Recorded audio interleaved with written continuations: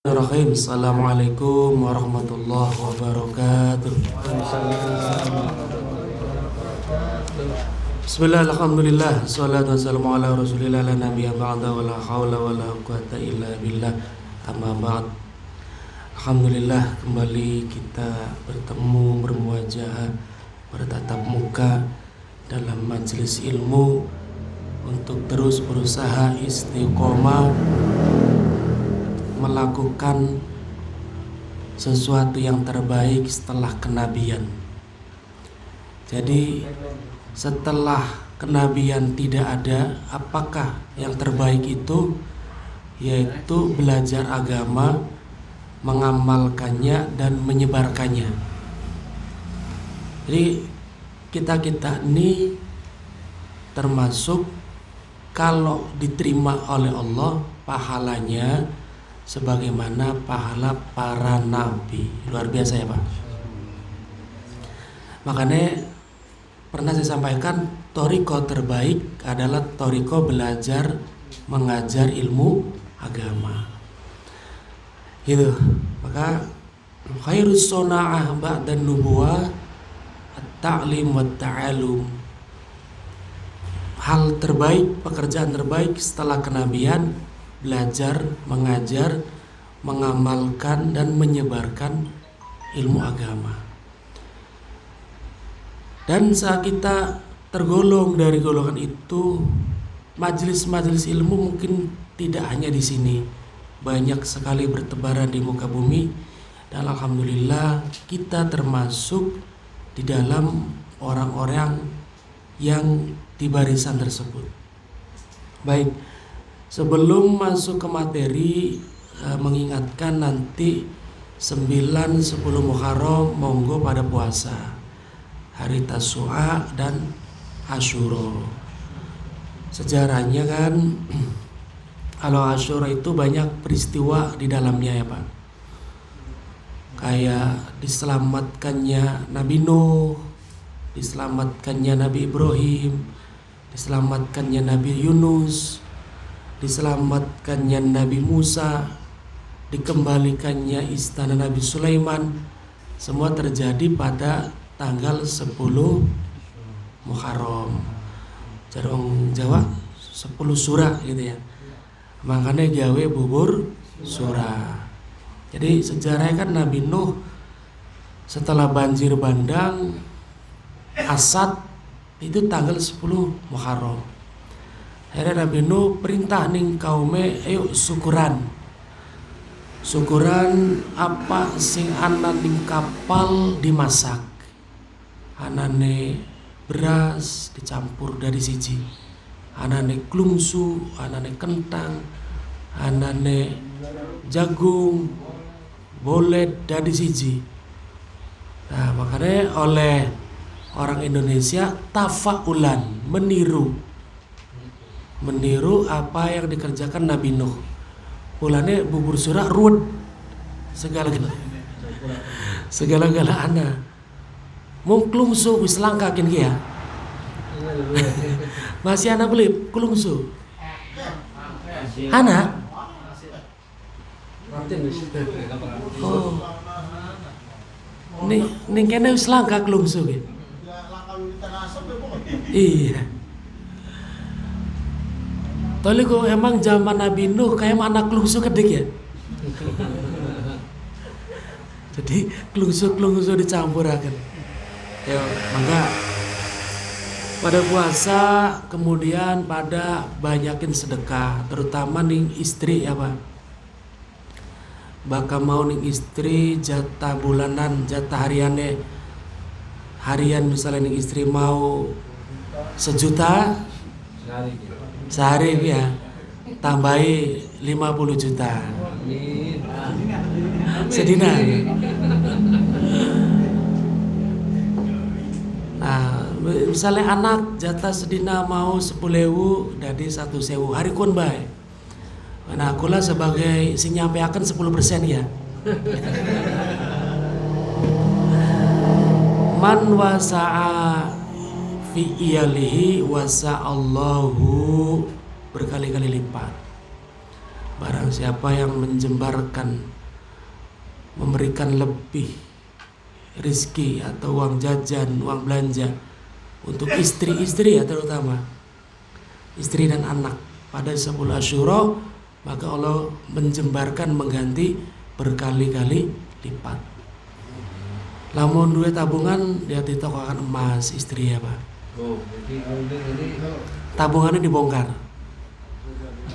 khusus 10 Asyura. Oh, ganti cash and carry kok kan. Ya. Sejarahnya apa? Kenapa ada puasa 10 Muharram? Sejarahnya kan ketika Nabi datang ke Madinah, hijrah, Nabi menjumpai orang-orang Yahudi sudah puasa. Nah, kemudian untuk melembutkan hati orang Yahudi bahwa Islam, menarik orang Yahudi untuk masuk Islam, maka Nabi juga berpuasa pada hari Asyura. Bahkan 3 hari, 8, 9, 10. Nah, orang Yahudi itu udah puasa. Bisa jadi ada 2 pendapat. Kenapa orang Yahudi puasa 9, 10 Muharram? Bisa jadi itu syariat Nabi Ibrahim yang mereka ikuti, atau bisa jadi memang mereka puasa untuk menghapuskan dosa-dosa mereka, keyakinannya begitu. Nah, maka Nabi puasa dari 8, 9, 10. Nah, di eling-eling kok Kang Edi ya puasa yang nokokan emas ning ayang beb ya.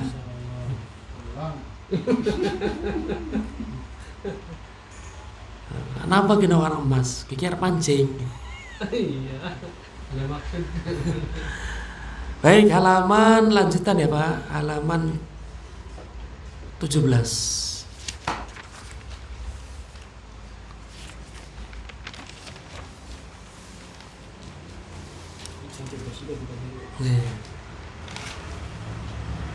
Jadi dari pagi kok lagi sehat, mau cerita nih Pak Samsul, habis maghrib ngopi, tadi habis isya, setelah 2 jam minum obat keracunan Pak, langsung kram, usus berhenti bergerak, kram kenceng, nonjok. Akhirnya ruqyah mandiri, berdoa minta racunnya dikeluarkan, muntah, nembe mau jam 09.30, muntah, segini rada mending, tapi dadinya kempong. Jadi saya pikir kan udah 2 jam, udah dicerna. Memang kopi jangan sekali-kali dengan obat. Jadi antibiotik, kemudian antiinflamasi, anti radang, terus obat batuk, minum 3. Jadi nggak lama Pak, 10 menit reaksi langsung, kram kenceng, ambekan angel, kayak angin duduk, ambekan angel atau angel ngentut angel, harap nyuntik dewek di kantuk. Bener nyuntik di kantuk ya wis, ruqyah bela wis. Tapi emang muntah Pak. Ya Allah, keluarkan racun obat. Doa, baca Al-Falaq, karena Ayat Kursi, doa terus, muntah ke, terus enak, langsung plong gitu. Dadakan. Baik, dilanjut. Bismillahirrahmanirrahim. Qala musannifu rahimahullah ta'ala wa nafa'na bihi wa bi ulumihi wa madana bi asrarihi wa bi barakatihi. Kaifa yashruku qalbun.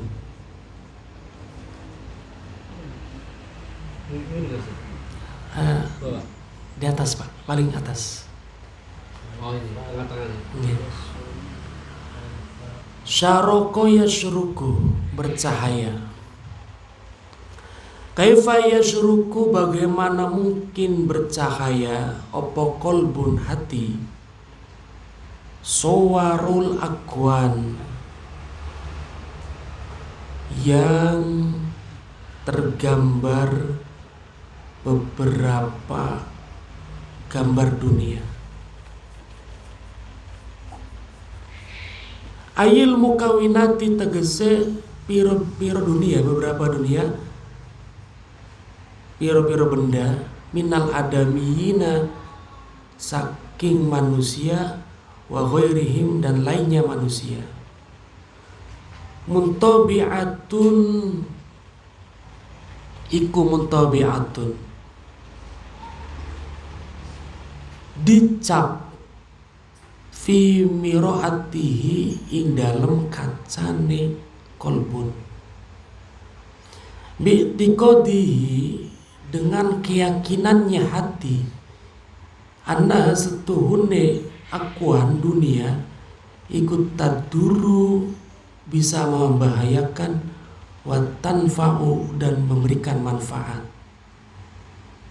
Paham ya Pak? Wa tatli'uhu, dan melihatnya hati terhadap akuan, fi husuli amrin, di dalam menghasilkan sesuatu, minal umuri, dari beberapa hal, wa ta'liquhu, dan menggantungkannya hati biha, terhadap akuan. Baik, kita bahas dulu. Soalnya ada 3 hal. Ini hal yang pertama, tidak akan hati seseorang itu memancarkan cahaya keimanan, cahaya ketauhidan, cahaya makrifat, mengenal Allah, jika di dalam hati itu muntabi'atun fi miratihi, suarul akwan muntabi'atun fi miratihi, jika di dalam hati itu tergambar hal-hal duniawi. Maksudnya apa? Maksud tergambar itu bi'tiqadihi, keyakinan bahwa duniawi itu dapat memberikan manfaat ataupun mudarat. Jelas ya Pak? Artinya begini, jika di dalam hati seseorang masih ada keyakinan bahwa selain daripada Allah dapat memberikan manfaat atau mudarat, maka hati itu tidak akan pernah sampai kepada Allah, tidak akan pernah kenal Allah, tidak akan pernah merasakan ketenangan hidup. Tuh, nangapa gelisah bae, nangapa pengen tobat ki angel,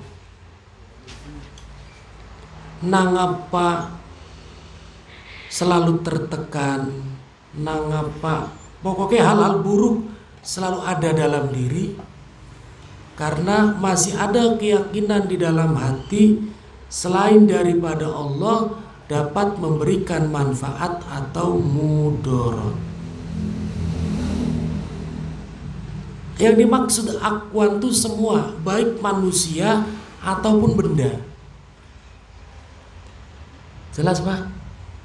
Tuh, kalau kita masih meyakini orang, makhluk adalah solusi, kalau kita masih meyakini duit, benda adalah solusi, kalau kita masih meyakini teman, kerabat adalah solusi, kalau kita masih meyakini obat adalah solusi, maka tidak akan pernah kita pada satu ketenangan hidup, karena hati kita tidak sampai pada Allah. Simpel Pak. Ya. Awas, konteks ini bukan berarti kita tidak boleh ikhtiar. Saya ulang-ulang. Hati kita. Gitu. Jangan ada keyakinan Saya kalau nggak kerja, saya nggak makan. Salah kalau nggak berobat, saya nggak sembuh. Saya kalau nggak minum obat, saya nggak sembuh.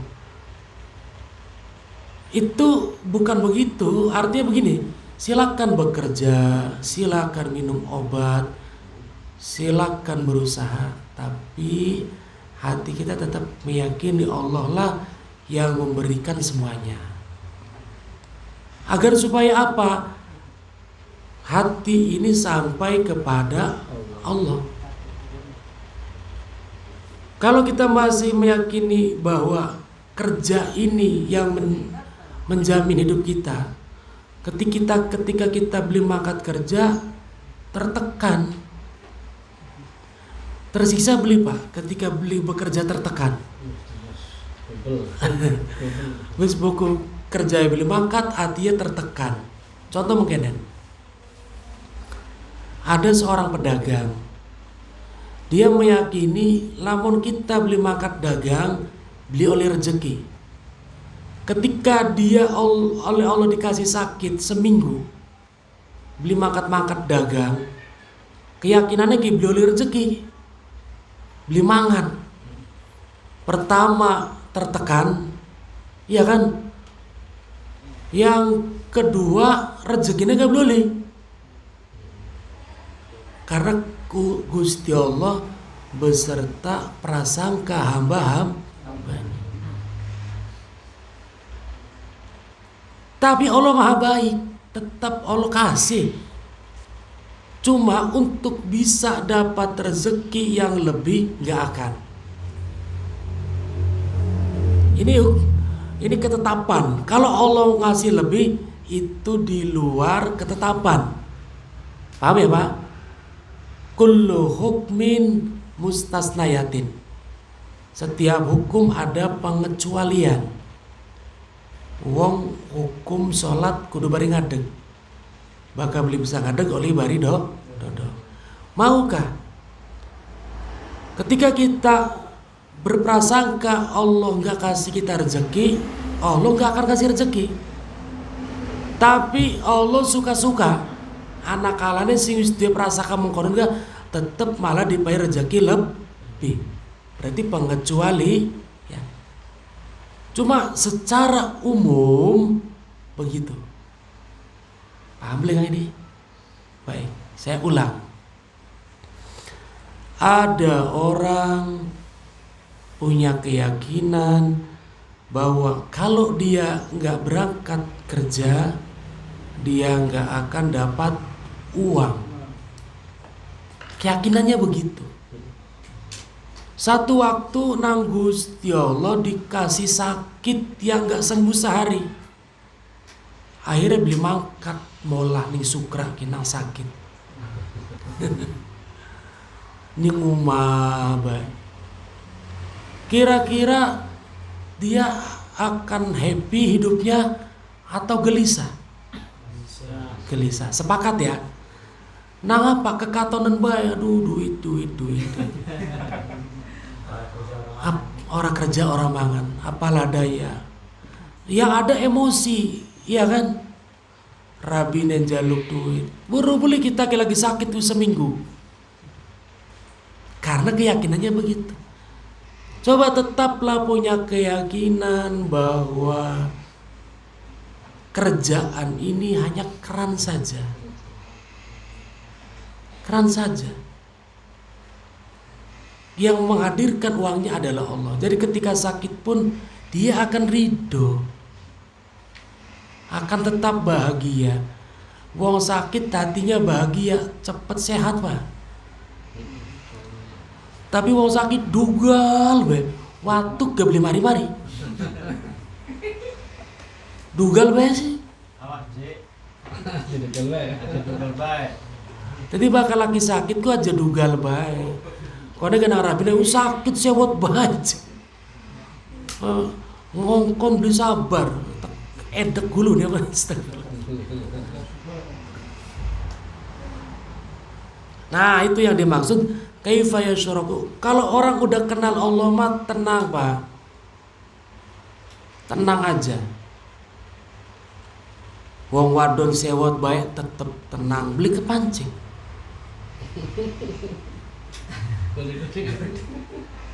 Aja gede-gede banget.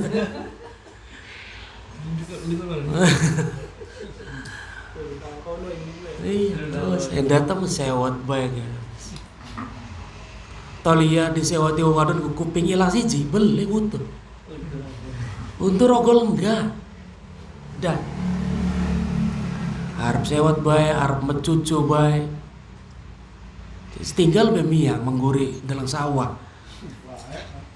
Enggak pancing, belum.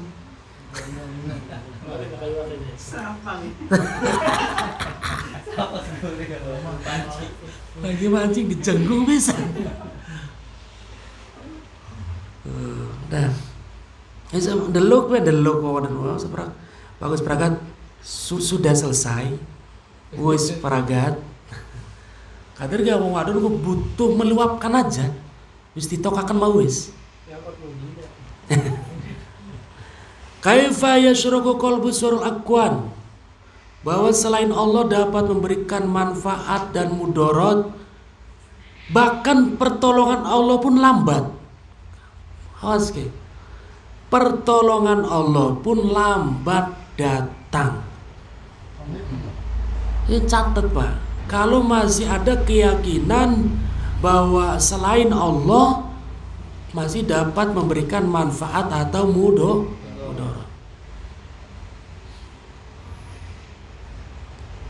Jadi kalau sudah sampai sana, bagian honor telat 10 dina gak tenang bah, aman, masih mangan iki, masih jajan iki, santai. Nanti Allah kasih rezekinya dari selain honor yang telat itu. Apa qadarullah, misalkan ana sing ngongkon apa, ana sing apa, miracle-nya ada, keajaibannya ada. Berupa apa? Nanti Allah yang atur, yang sulit dijelaskan dengan logika dan matematika. Kini rahasia Pak, sir yang ditemukan oleh wali, rahasia di balik hidup yang gak sesuai harapan. Harapan kita A, terjadinya B, aja sewa, aja marah. Tuh, kenapa demikian? Kenapa kita sewot? Karena kita meyakini harapan kita itu adalah yang menjamin hidup kita, bukan Allah. Ya sudah, ketika itu gak sesuai harapan, tersiksa batin, tersiksa batin, tersiksa pikiran, Allah pun meninggalkan kita. Waduh, wis tiba ketibanan duren, ndase. Kalau sudah jatuh ketimpa tangga sih ringan, ndase ketibanan duren. Kok jeruk ya Pak? Jadi kenapa sih nggak selesai gitu?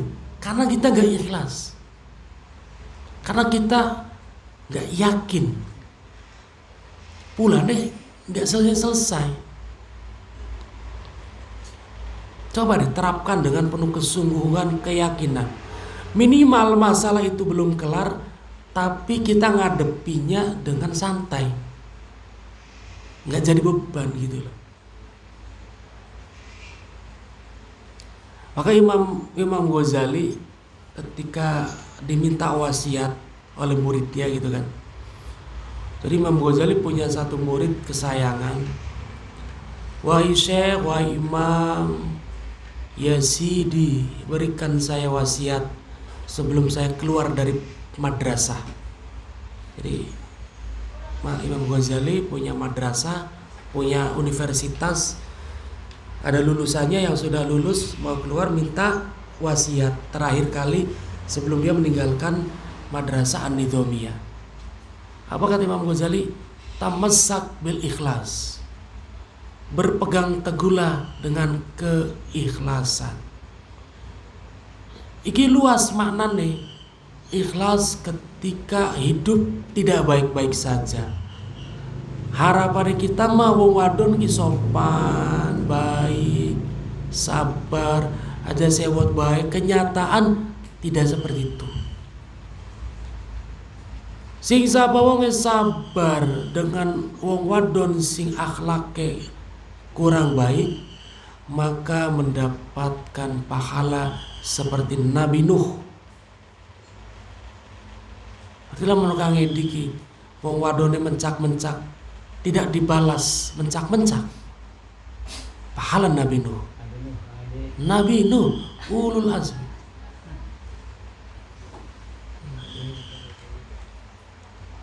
Barang anu ya abon. Dari situ dari segi pekerjaan, dari segi pertemanan. Kalau kita nggak punya keyakinan begini, yang ada kita ajas manfaat karo batur. Hanya mau berteman, baka batur ngupahi man. Pernah nggak kita punya rasa itu ke teman? Jangan. Udah berteman tuh jangan ada embel-embel. Niat kita berteman saling menasehati dalam kebaikan. Batur semono sugiye beli bisa kanggo jaluk tulung-tulung acan. Modus baturane. Ku bakal wis duwe niat mengkonon karo batur qadarullah. Bature gak beli peduli. Tapi kalau ikhlas dalam berteman, ikhlas dalam berbuat baik kepada teman, karena tidak mengharapkan kebaikan dari teman, hanya berharap kebaikan dari Allah karena yakin hanya Allah yang dapat memberikan kebaikan. Bature gak peduli Pak, digerakkan hatinya. Ikhlasku yang dinamakan wasiat Imam Ghazali. Karena kita nggak nyampe ke sana kan. Dua wong tua sugi pun sama. Dua wong tua, ni wong tua, ni mertua. Wah, mertua sugi medit. Padahal mah kita kagak kempani anaknya deweke. Aduh, beli ngulung-ngulungi acan. Hari mantukan ka diulungi bae. Aja. Anak-anaknya papat kesana wong tua jadi pilih kasih, nggak usah protes, nggak usah sedih. Kalaupun wong tua lebih eman ning anak ini, misalkan ning anakin, nggak usah. Kepada orang tua dua ya prinsip pengen ngupai, aja pengen nyadong, serius Pak. Nih wong tua dua prinsip nyadong, rezekinya semono-mono bae. Sebesar dikucurin wong tua. Tapi lamun dua prinsip nih wong tua pengen ngupai, Allah kasih rezekinya, rezeki wong ngupai. Wong nyadong rezekine wong nyadong, wong ngupai rezekine wong ngupai. Gede rezekine wong nyadong tau ngupai Pak. Itulah kenapa Nabi ngomong yadul ulya khairum min yadil sufla. Tangan di atas lebih baik daripada tangan di bawah. Maka wong duwe mental, duwe jiwa pengennya dipai. Ya wis. Makanya kiai, ustad apa aja duwe mental pengen dipai. Duwe mental pengen ngupai. Itu. Tapi ketika wong duwe mental pengen ngupai, justru wong sing ngupai kita ini lebih akeh Pak. Kita punya mental pengen memberi, justru Allah akan memberi kita lebih banyak. Dari guru madrasah, dari ustaz, dari kiai pondok, aja duwe mental nang wali murid, nang wali santri,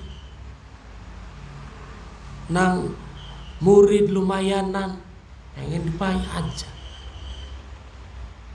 Dua mental pengen dipai. Nanti Allah akan kasih justru wong ngupai lebih banyak. Tapi aja aja ngupai harapan palsu ya. Artinya begini, ajar Kang Ustaz kudu ngupai, tapi berharap karena. Nah ini dusta namanya, menipu Allah. Rombongan ditanjakan indrum dijebrak ning neraka. Dudu balangaken sira, balangan drum jare malaikat. Jadi aja dusta, asli ikhlas. Gitu Pak. Nah itu. Nah, karena kalau kita dua mental pengen dipai berarti toma. Toma itu berasal dari benih kufur, syirik. Apa syirik? Itu menduakan Allah dengan selainnya. Ketika kita menggantungkan harapan pada selain Allah, apa itu gak syirik? Mas Ian menggantung harapan nih Bos Edi. Bos, angkringan bos. Harapannya pengen dibayari gitu.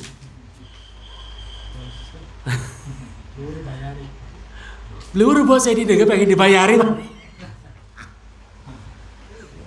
Saling pengen dibayari. Yes kan telepon bos tajir.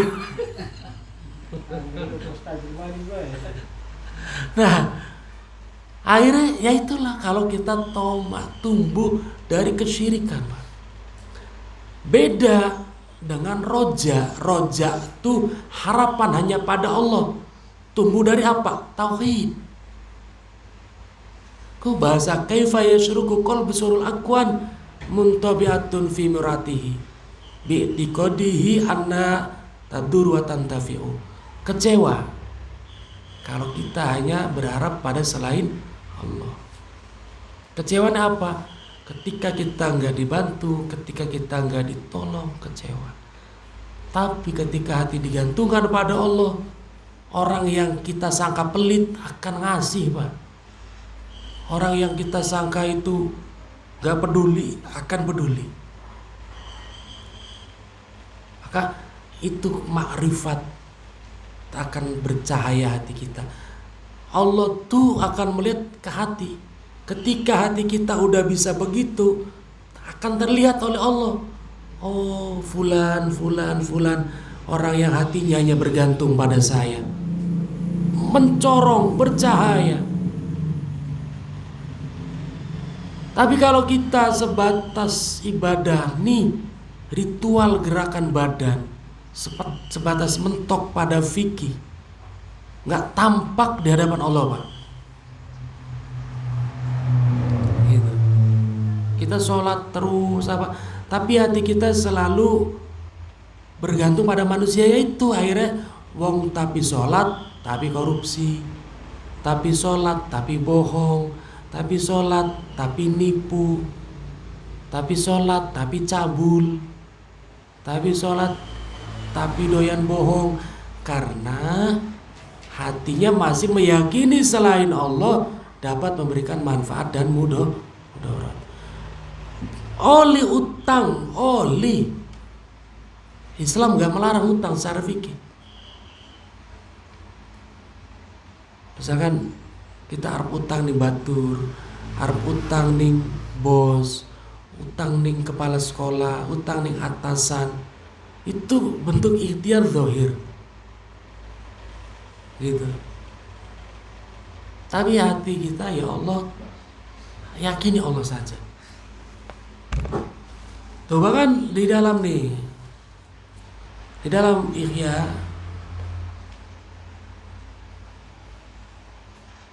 At-tajiru as-shadiq, orang yang pedagang yang jujur, maksudnya menjelaskan keutamaan kita bekerja gitu loh. Islam tuh sangat menyukai orang yang bekerja, Pak. Islam tuh sangat memuji orang yang bekerja. Jadi pedagang yang jujur nanti akan Allah kumpulkan ma'asyuhada wa ahlu jihad. Allah, pedagang yang jujur, diterangkan bahwa ini A ya A, B ya B, C ya C. Aja barang desak diomongi bagus, gitu kan? Ya misalnya iwak tongkol wis bacinnya di bagian wis buruk gitu ya. Dia dibilang ini super, jangan bisa. Maka nanti di akhirat dikumpulkan Pak bersama orang-orang soleh dan orang yang mati syahid. Dikumpulkan. Sekarang kekatan ning batik kan, aduh, mau dagang juga. Anak motor ning bengkel, ya diwara bawa motor ki, bakal jarak sekian meter mogok, ya jelas kan. Aja dia ngomong ki motor harus diganti KB, jeruane anyar KB, original. Ya aja. Beli urut karburator wis bodol ya aja. Kemudian Innallaha ta'ala yuhibbul mu'minin al-mukhtarif. Ini hadis. Allah mencintai orang mukmin yang ahli kerja. Orang yang bekerja untuk keluarga sungguh-sungguh, cari yang halal. Allah cinta tuh. Allah mencintainya. Bulane abiku beli menang. Lagi turun dari pondok, pakawis peragat muruk subuh celanaan. Ngelektor. Bengi peragat ngajar jam 11, gotong mesin, nyedot. Artinya kerja. Gitu ya. Kenapa saya membahas kerja? Karena semua di sini pekerja kan. Nah, terlepas kerjanya apapun beda-beda. Jadi Allah mencintai orang yang bekerja. Tapi jangan pernah meyakini pekerjaan kita adalah sumber rezeki. Dah Pak, musyrik kok. Awas. Meyakini pekerjaan sebagai sumber rezeki, musyrik. Sudah menduakan Allah dengan pekerjaan. Awas. Mulane kalau kita meyakini Allah sumber segala-galanya, ketika kita diuji sakit, tenang. Masa iya karena sakit Allah boleh ngupai rezeki? Dipai. Selagi jatah rezekinya masih anak. Wis kok gak wis entek jatah rezekinya mah mati. Jadi tenang bae, bakal masih urip, masih urip. Pasti ana rezekine. Enggak usah didemo. 10 hari turun berangkat aja. Selama masih anak ambekane. Guys, pertama itu ya, jelas Pak? Yang kedua, lihat dalam kurung yang kedua. Ya, jadi yang digarisbawahi tadi dalam kurungnya yang pertama, kemudian bi'tiqodihi annaha taduru wa tantafi'u. Itu stabilo tuh. Yang pertama tadi tuh di samping yang dalam kurung, kemudian bi'tiqodihi annaha taduru wa tantafi'u. Itu penjelasan dari apa? Gambaran makhluk di dalam hati, penjelasannya itu tadi. Meyakini bahwa makhluk ini dapat memberikan mudarat ataupun manfaat. Gitu Pak. Baik, yang kedua, am kaifa. Kan dalam jamli ya.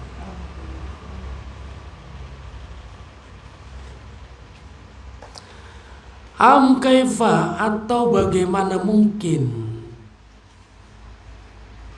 yarhalu, berjalan, ayasiru, tegese berjalan, ilallah, menuju Allah, wa huwa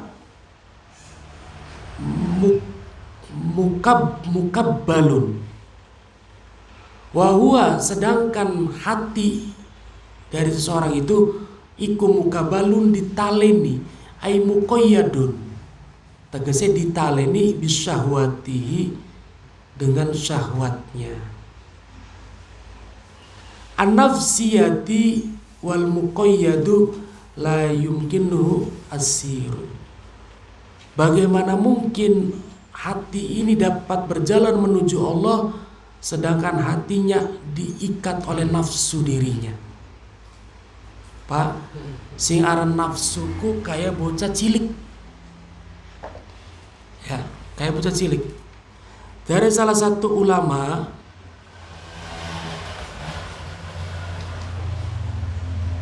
an-nafsu katifli. Bismillahirrahmanirrahim. Nah, gimana? Sambil daharan, kamu aja pada ngantuk. Makan. Ngajarin sambil makan. Ya Pak Guru. An-nafsu katifli. Nafsu itu seperti anak kecil. Idza tarokta wahdaha saufa taf'alu kullama tarif. Ketika kita bocah cilik, yang namanya nafsu itu seperti anak kecil. Ketika kita membiarkannya, dia akan merusak segalanya. Bener boleh Pak? Bocah cilik diendahaken bae diumbar. Rusak apa? Karena dulu bisa mikir, itulah nafsu. Lamun nafsu ke diumbar bae, wis rusak apa?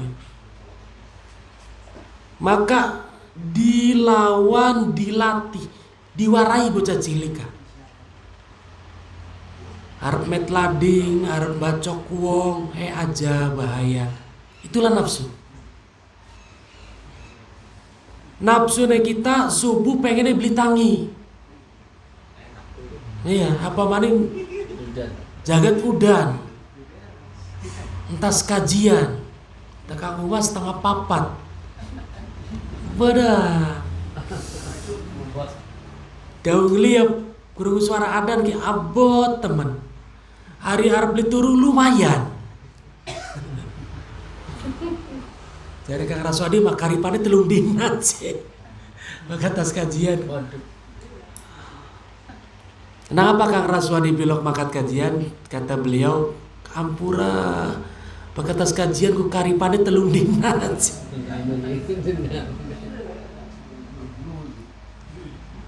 Priwe ya anak buah ke Pak Haji. Kudu ditatar ke anak buah. Kayak ini jaluk tisu. Nah, dilatih. Jadi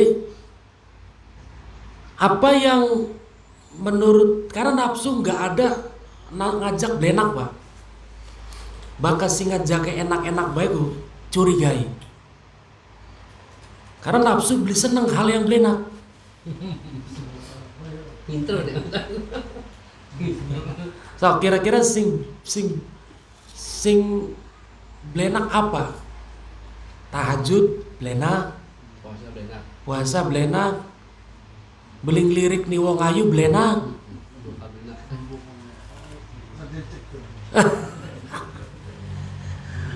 Iya. Wis pakai jilbab, anggun, cantik. Kang ini kok kan ora kenen ki ang. Maksudnya maksudnya Iya. Papasan sekilas kok si beli bengkok? Sapa kan ya? Bagi istighfar ya, sapa dikit ora?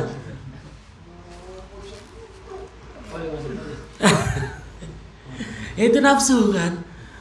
Nah gimana ketika hati kita pengen lirik? Ada. Ya. Cakram. Kan begitu. Dilatih. Mangan kita pengen teman-teman. Enak sih. Woi huruf maning. Nafsu. Gitu. Jadi kadang nafsu itu mengajak melupakan apa yang sudah ada. Sudah ada istri. Nah apa kudu dilirik? Kan belum.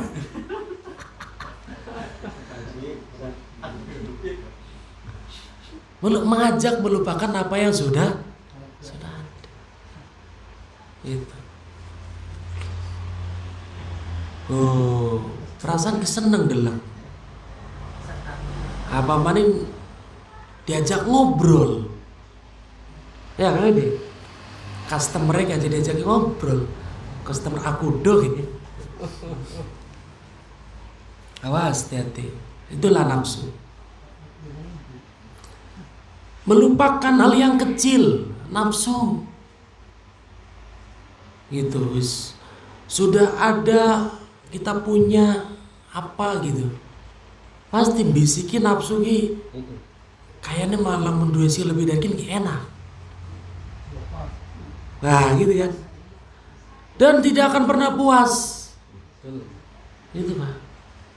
So, misalkan anak tuang duwe mobil bis, juragan bis ya, bis dia 4 bis. Dipai mobil bis si mana gelem beli. Wong wis duitnya miliaran, dipai duit sejuta gelem ta nolak? Gelem. Jadi itu nafsu wong wis duwe apa bae, wis luwi-luwi. Wah, dipayu si model kun sing pada gak pasti masih diterima. Bahasa tak wis cukup kita wis diake beli, diterima. Itu yang kedua. Jadi kalau nafsu masih menguasai, maka tidak akan pernah cahaya Allah akan datang pada kita. Itu urutan yang kedua. Karena udah terikat oleh nafsu. Jadi yarhalu apa? Berban? Yarhalu apa? Berjalan. Berjalan. Iya. Kaifa yarhalu. Ai, baka ai itu penjelasan. Setelah dalam huruf kan ada ai. Ai itu tegese, yakni, yaitu. Jadi yarhalu yasiru, saro yasiru artinya berjalan menuju Allah, wa huwa mukabbalun bisyahwati. Apa mukabbalun? Muqayyadun, diikat oleh syahwatnya.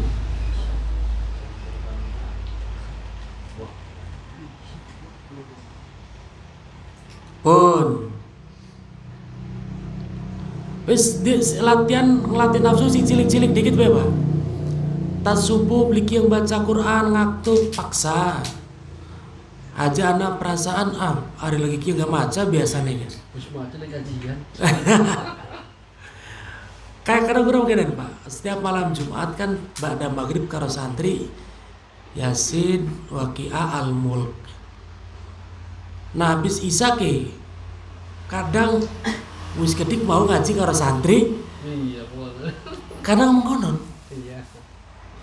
Nafsuku. Maka cara ngelatihnya priwe paksa. Aduh abot payah wis paksaan dan wis. Wis lagi kajian wis maca selembar. Wis komandi esuk ya jamak ngaji mandi. Ibadah bae temen urip. Oh. Lawan dari yang kecil-kecil dulu, Pak. Kayak mau kah deleng kucing anggora, lawan aja nengok dikit.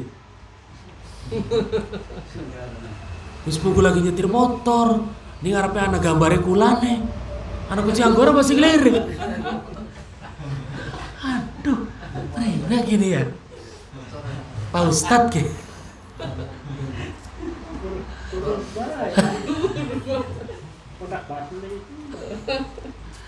Aduh, semulanya sih mau sih dibahas gak? Ustadz Turnedi kan? Anak kabar TV ya.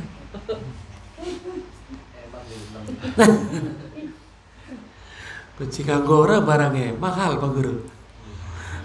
Sejen karo kucing kampung, kromo, dekil, belek kan. Ada kucing anggora kan bersih orang. Di grooming terus sih. Dari masa pengen oke ya. Makanya kan perempuan tuh talinya setan, Pak. Udah, talinya setan, senjata utama, senjata paling ampuh setan untuk menghancurkan iman tuh diantaranya adalah perempuan.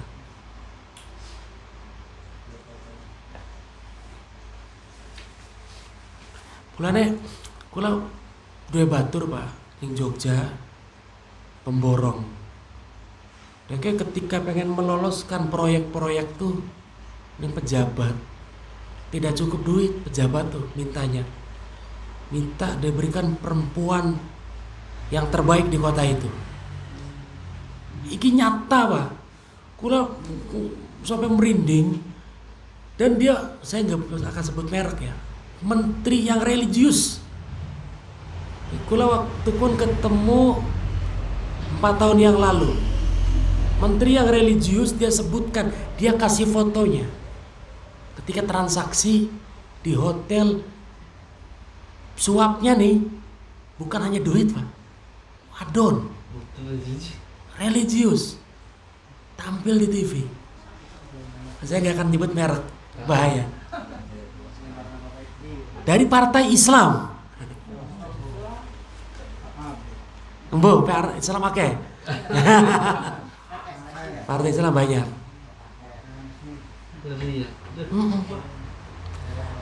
Saya tanya, sing jaluk menteri apa sampai nyodori? Menterinya Ustaz. Bersendiri. Kalau cuma duit, kuat-kuatan. Jadi kan antar pengusaha kan rebutan tender ya. Kayak mukul nggak bayar. Ya, hari mau mobil apa Pak? Nah ini mobil iya, duit iya, plusnya itu kucing Anggora yang masih kenyes, belum banyak yang make. Coba. Ini kemarin. Gimana Indonesia? Kalau kan beli percaya, dia akan foto DWK, menteri kucing Anggora selfie. Nah, off the record dari DWK off the record Ustaz. Daud terbuka. Live barang. Nah aku kanda istri kula, nah aku. Gitu. Ya dari DWK. Apa yang kelihatan ketika kampanye itu religius, sowan ke kiai-kiai, bareng kiai-kiai itu Ustaz di belakangnya saya yang tahu. Ngono Cak, kan deke wong Madura, tapi menang ning Jogja. Oh gitu Cak. Oh iya Ustaz. Nah, kalau gak gitu ya gak lancar proyek kita.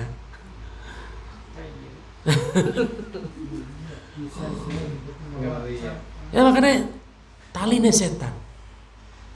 Ya. Syekh Barseso Wali Allah. Julius Caesar. Nah, ya kan. Mang Cleopatra kan. Hancur. Itu Pak. Hati-hati. Kadang kita nggak ada niat, nggak pengen, nggak ada apa, tapi setan mendorong.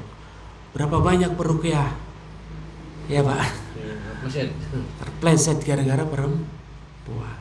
Gak usah sebut merek, banyak ceritanya.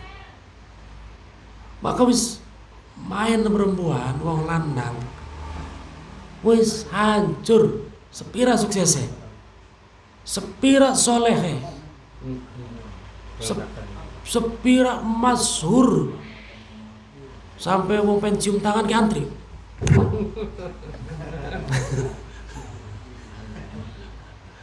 Tapi kalau sudah bermain dengan perempuan, tunggu kehancurannya. Usaha sepira suksesnya main perempuan, tunggu jatuhnya. Pemain bola sepira suksesnya perempuan. Nah itu nafsu utama setan, menghancurkan benteng-benteng keimanan Pak. Udah hati-hati banget. Apalagi wadone ngupai sinyal, ngupai kode-kode. Kucing Anggora dilirik balik, senyum pisan Pak. Wis arep turu gak beli kelingan. Ning apa kelingan gun, Pak. Simone ning motore ana tulisan surat juz amma gak? Orang katon tulisan Arab ke petang.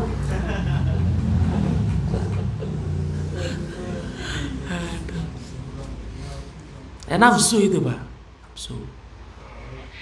Ya itu harta tahta wanita ya bener. 3 tak tuh. Hati-hati banget. Pangkat. Syarat tahta itu kan gak mesti jabatan. Disegani uang, ustad tahta itu. Kang Edi yang tadinya gak punya takhta di musola Birrul Walidain. Sampai apalar musola. Punya takhta di situ.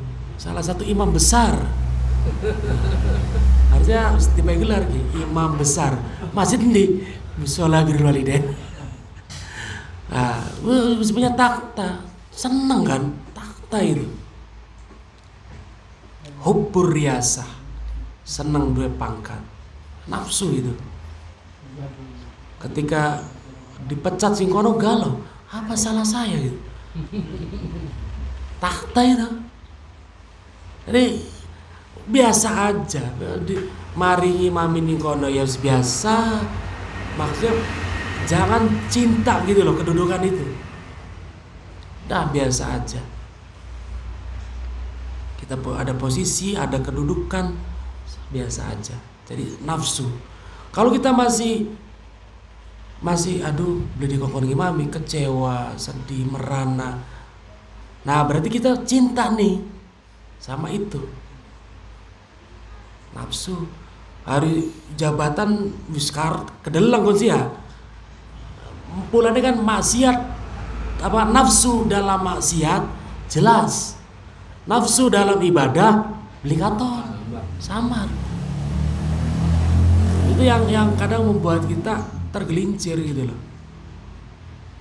Nafsu dalam ibadah. Cirinya apa? Cirinya apa?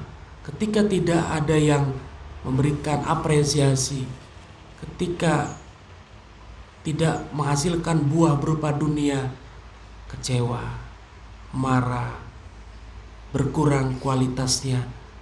Nah berarti itu ibadahnya karena nafsu. Maka tidak akan pernah sampai kepada Allah. Kaifa yarhalu ilallah wa huwa mukabbalun bi syahwatihi. Barang hafid lah dia. Hafid tuh. Anak kabeh pelan-pelan berarti belajar.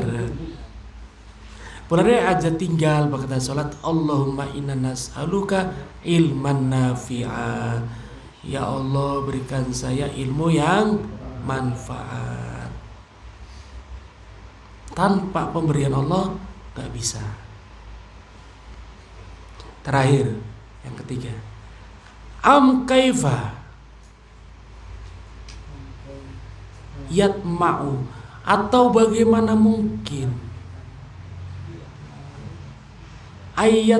yatma'u keingin ayyadkhula yantamanjing, bagaimana mungkin hati kita ingin masuk apa dzalikal qalbu, hati hadratallahi, di sisi Allah.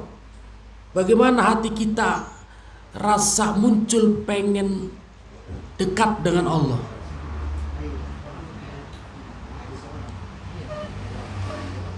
Bi ayyu syahidahu, dengan menyaksikan Allah hati itu, wa huwa, sedangkan hati kita lam yatharu, tidak bersih, min janabati ghaflatihi, dari kelalaian yang disamakan dengan kotornya junub. Junub itu kotor kan Pak? Kalau kita belum mandi besar, belum boleh baca Quran, belum boleh pegang Quran, belum perlu sholat. Maka kalau hati kita belum bersih dari lalai, gak akan mungkin hati ini pengen dekat dengan Allah. Gak mungkin. Orang yang hatinya tidak lalai yang pengen dekat dengan Allah. Coba ibadah kita pengen dekat sama Allah, apa pengen dikabulkan hajat kita? Ayo. Digerayangi maning Pak. Semua ritual ibadah yang kita kerjakan untuk dekat dengan Allah atau pengen hajat digerayangi, ya kan? Kalau masih karena pengen hajat, pantas ibadah kita gak menghadirkan ketenangan. Wong ahli ibadah beli mungkin gelisah, harusnya begitu. Bahkan wong ahli ibadah, ahli sholat, ahli baca Quran, ahli tahajud, ahli duha, ahli sedekah, masih gelisah hidupnya, dipertanyakan untuk siapa ibadah kamu.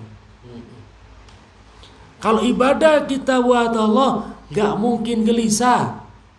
Bener deh. Tamassak bil ikhlas, kata Imam Ghazali. Gak akan gelisah. Belum bisa pelan, belum bisa tobat, terus tobat walaupun sukiki maksiat maning. Hari ini tobat, besok maksiat terus. Wah, percuma gak tobat, hari sukiki masih beli bener, pemikiran yang salah. Esok masih ngelirik nih wong ayu bengi istighfar sing akeh. Sukiki masih ngelirik bagian bengi istighfar maning. Masih ngelirik istighfar maning terus. Bahkan walaupun besoknya masih melakukan yang lebih besar dosanya, bagian aran tobat sambel ora apa-apa. Allah lebih suka orang yang tobat sambel daripada orang yang tidak mau tobat sama sekali. Sampai pada akhirnya Allah akan benar-benar menolong kita. Ada usaha kita untuk berubah. Nanti Allah akan pada saatnya benar-benar dikeluarkan.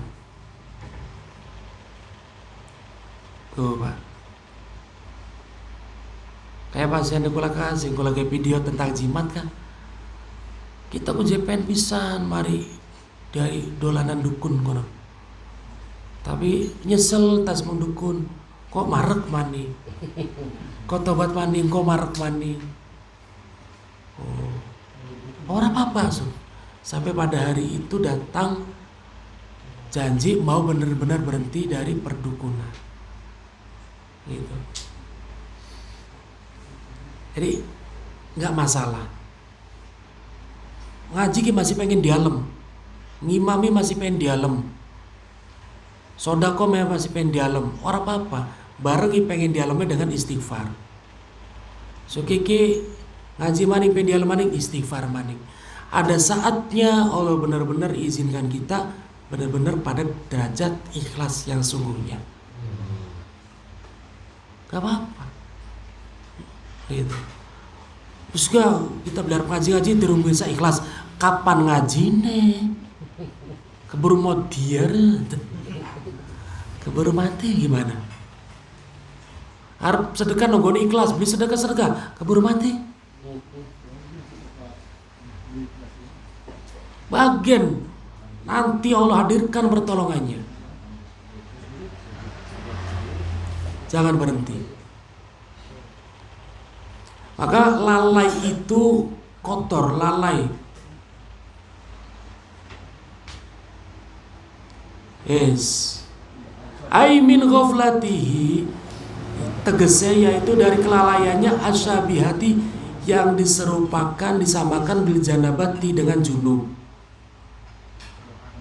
Fakama yumna'u, maka sebagaimana dicegah opal junub min dukhulihi al masjid, dari masuk masjid, kadzalika sebagaimana orang junub dicegah masuk masjid, kadzalika yumna'u man istawalat alai al-ghaflah min dukhuli hadratir rabbi, dicegahnya orang yang masih lalai dari ibadah, dari taubat, dari keikhlasan untuk bisa ada min dukhuli hadratir rabbi, di sisi Allah.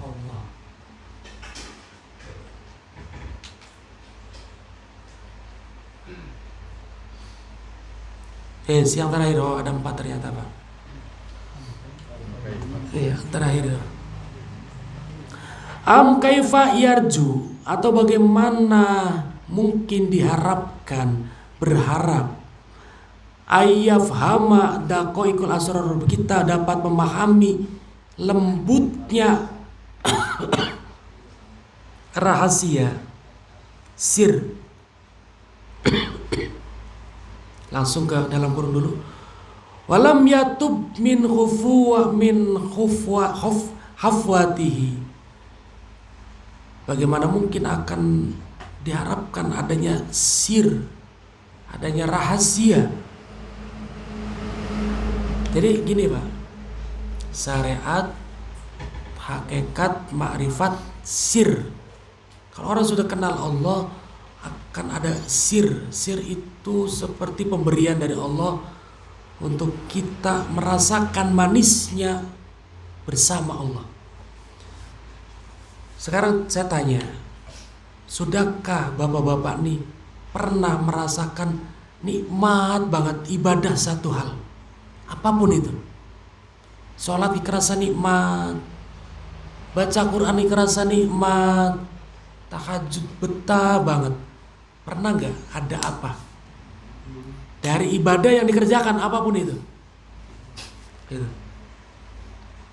Kalau kita, Ibnu Athaillah mengatakan merasakan ibadah terasa nikmat, duduk nikmat lagi karena pengen sesuatu, benar-benar nggak ada apa-apa, tapi benar-benar ada Allah aja.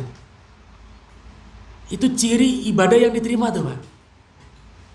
Jadi kalau kita nanya, pribadi kita pengen ibadah kita diterima tak beli? Di antara ciri bocorannya ketika ibadah itu terasa nikmat tanpa mempedulikan apapun selain Allah. Nah itu biasa ibadah nikmat ketika kita susah, tapi itu pun karena pengen masalah peragat. Iya kan? Tuh, nanti akan Allah berikan sirnya, rahasianya. Wis, itulah 4 kaifa tentang bagaimana hati bisa sampai kepada Allah. Saya garis bawahi penutup, kalau kita pengen menghadirkan pertolongan Allah itu cepat, pengen menghadirkan masalah cepat selesai, hilangkan keyakinan selain daripada Allah dapat memberikan manfaat ataupun mudarat. Itu pelajaran penting malam hari ini. Wallahu a'lam bishawab. Mangga bareng.